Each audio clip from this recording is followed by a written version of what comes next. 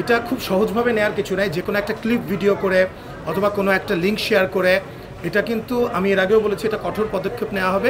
আমরা যে শুধু মুখে কথা বলার জন্য বলি না, এটা আমরা সুড়ঙ্গ সময় প্রমাণ করেছি। এবার 5 জন না 10 জন 20 জন অ্যারেস্টেড হবে যদি প্রয়োজন হয়। আর আপনি যেটার কথা বললেন সেটা রুট কজও আমরা খুঁজে বের করেছি। আমরা খুব সহজভাবে নিচ্ছি না এটাকে। এটা অলরেডি তদন্ত শুরু হয়ে গেছে এবং এটা আমরা এবং আমাদের প্রয়োজন ছিল প্রথমে এটাকে কন্ট্রোল করা এবং এটা আন্ডার কন্ট্রোল, এবং এটা নিয়ে আমরা খুব একটা চিন্তিত না। কিন্তু আমি চিন্তিত তাদের জন্য যারা এই কাজটা ভুলে করেছেন বা করবেন ভবিষ্যতে। আমরা কিন্তু এক বিন্দুও ছাড় দিব না, এবং এর আগেও আমরা ছাড় দেইনি, আপনারা দেখেছেন।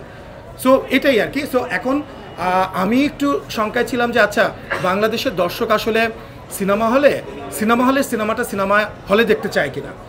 তো সেটা তো প্রমাণ করে দিল। আগামী 2-3 দিনের কোনো টিকিট নাই, আপনারা চেক করে দেখেন, কোনো টিকিট নাই। এবং আমাদের কাছে ফোন আসছে আমরা 5টা টিকিট 10টা টিকিট আমরা দিতে পারবো কিনা, আমরা আমাদের আত্মীয় স্বজন কাউকে আমরা দিতে পারছি না।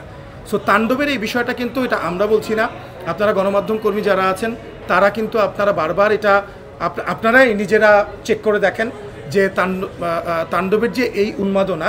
সো এটা তো আসলে আমার মনে হয় আমাদের ইন্ডাস্ট্রির জন্য খুবই পজিটিভ। যে আমরা তুফানের সময় আমরা বলেছিলাম যে এটা রিসেন্ট টাইমের মধ্যে 30 বছরের ইতিহাসে সবচাইতে বড় হিট।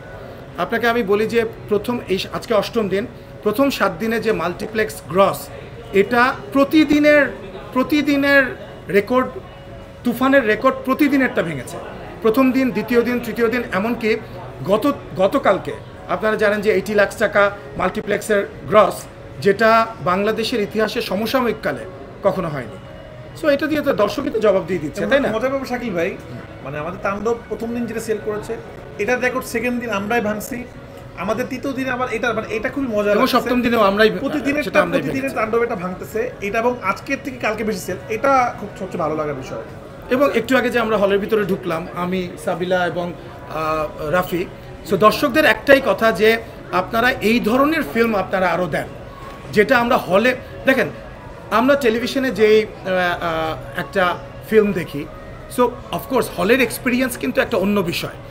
আমরা কেন যেই সিনেমাটা এরকমও হয় যে হয়তো ওটিটিতে চলে এসছে, তারপরেও মানুষ হলে গিয়ে সারা পৃথিবীতে সিনেমা দেখছে, তো ওইটাই একটা কারণ যে এক একটা সিনেমার তো এক একটা ধরন। আমি একটু শঙ্কায় ছিলাম যে আচ্ছা, বাংলাদেশের দর্শক আসলে সিনেমা হলে দেখতে চায় কিনা। তো সেটা তো প্রমাণ করে দিল। আগামী 2-3 দিনের কোনো টিকিট নাই, আপনারা চেক করে দেখেন, কোনো টিকিট নাই। এবং আমাদের কাছে ফোন আসছে আমরা 5টা টিকিট 10টা টিকিট আমরা দিতে পারবো কিনা, আমরা আমাদের আত্মীয় স্বজন কাউকে আমরা দিতে পারছি না। সো তাণ্ডবের এই বিষয়টা কিন্তু এটা আমরা বলছি না, আপনারা গণমাধ্যম কর্মী যারা আছেন তারা কিন্তু আপনারা বারবার এটা আপনারাই নিজেরা চেক করে দেখেন যে তাণ্ডবের যে এই উন্মাদনা। সো এটা তো আসলে আমার মনে হয় আমাদের ইন্ডাস্ট্রির জন্য খুবই পজিটিভ।